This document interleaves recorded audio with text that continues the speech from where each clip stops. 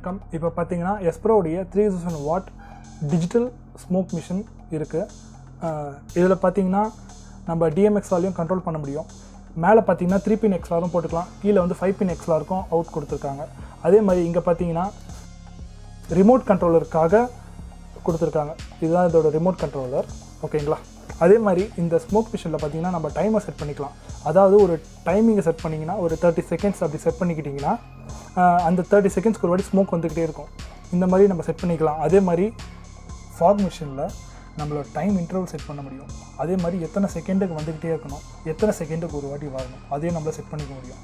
அதுவும் இல்லாமல் அதோடைய வால்யூம்னா ஒரு 50%லேயும் வைக்கலாம், 30%லேயும் வைக்கலாம், 10%லேயும் வைக்கலாம். நம்மளுக்கு எவ்வளோ ஸ்மோக் இன்சென்சிட்டி வேணுமோ அதையும் நம்ம கண்ட்ரோல் பண்ணிக்க முடியும். இதில் பார்த்தீங்கன்னா டிஎம்எக்ஸ் வந்து ஒரே சேனல் தான். நம்ம டிஎம்எக்ஸ் அட்ரஸை செட் பண்ணிட்டோன்னா இப்போ 2ஆவது நம்பர் செட் பண்ணிட்டோன்னா நம்ம 2ஆவது நம்பர் ஃபேடரை ஓப்பன் பண்ணால் மட்டும் போதும், அந்த ஸ்மோக் வரும். நம்மளுக்கு எவ்வளோ 0 to 100 அதுக்கேற்ற இன்டென்சிட்டியும் அவுட்புட்டில் வரும்.